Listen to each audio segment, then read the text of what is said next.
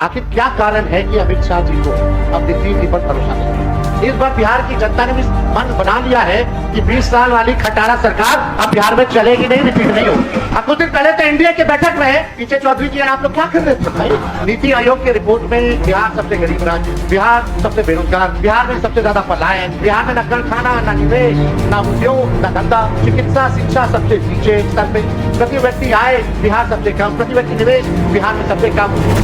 बिहार को लक्षित करते हैं, वही विदेशी के पद पे नरेंद्र मोदी जी प्रधानमंत्री बन गए।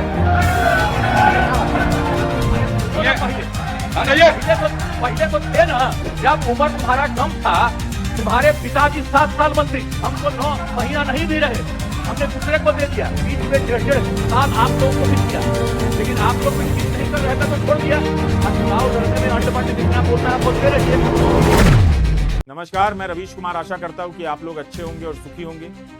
आप बिहार विधानसभा में तेजस्वी यादव और नीतीश कुमार के बीच हाल ही में हुई बहस काफी गर्मागरम रही, जिसमें कई मुद्दों पर तीखी नोकझोंक देखी गई। यह बहस मुख्य रूप से मानसून सत्र के दौरान हुई, जिसमें चुनावी मुद्दों और राज्य के विकास पर केंद्रित चर्चाएं थी। चुनावी प्रक्रिया, सिर पर सवाल। तेजस्वी यादव ने चुनाव आयोग 5 द्वारा चल रहे स्पेशल इंटेंसिव रिवीजन सर पर सवाल।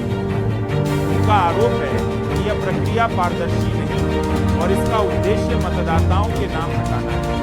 उन्होंने कहा कि 2003 में ऐसी प्रक्रिया को पूरा करने में 1 साल लगा था, तो अब कम समय में इसे कैसे पूरा किया जा रहा है। तेजस्वी ने यह भी सवाल उठाया कि अगर बिहार में घुसपैठिए हैं तो इसके लिए नीतीश कुमार और केंद्र सरकार दोषी है, क्योंकि वे लंबे समय से सत्ता में। उन्होंने यह भी चेतावनी दी कि अगर सर प्रक्रिया रद्द नहीं की गई तो आरजेडी आगामी बिहार चुनावों का बहिष्कार भी कर सकती है। नीतीश कुमार का पलटवार। नीतीश कुमार ने तेजस्वी के आरोपों पर कड़ी प्रतिक्रिया दी। उन्होंने तेजस्वी को उनके माता पिता लालू प्रसाद यादव और राबड़ी देवी के मुख्यमंत्री कार्यकाल की याद दिलाई और पूछा कि उनके शासनकाल में राज्य की क्या स्थिति थी।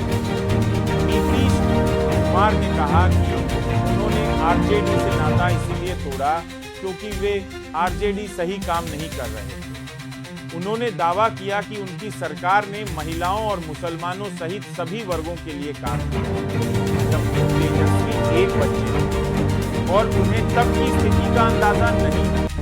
बाप शब्द पर हंगामा। बहस के दौरान बाप शब्द का इस्तेमाल होने पर सदन में काफी हंगामा। सम्राट चौधरी उप मुख्यमंत्री ने तेजस्वी के पिता लालू यादव पर टिप्पणी करते हुए कहा, जिसका बाप अपराधी हो वो कौन होता है बोलने वाला, जो लुटेरा हो वह क्या बोले। इसके जवाब में तेजस्वी यादव ने कहा कि विधानसभा किसी के बाप की नहीं। उन्होंने उप मुख्यमंत्री विजय सिन्हा पर भी कटाक्ष करते हुए कहा कि उन्हें कुछ आता जाता नहीं और वे सिर्फ कैमरे में बने रहने के लिए बकवास करते हैं। विकास और योजनाओं पर आरोप। तेजस्वी यादव ने नीतीश सरकार पर विकास के मोर्चे पर विफल रहने का आरोप लगाया।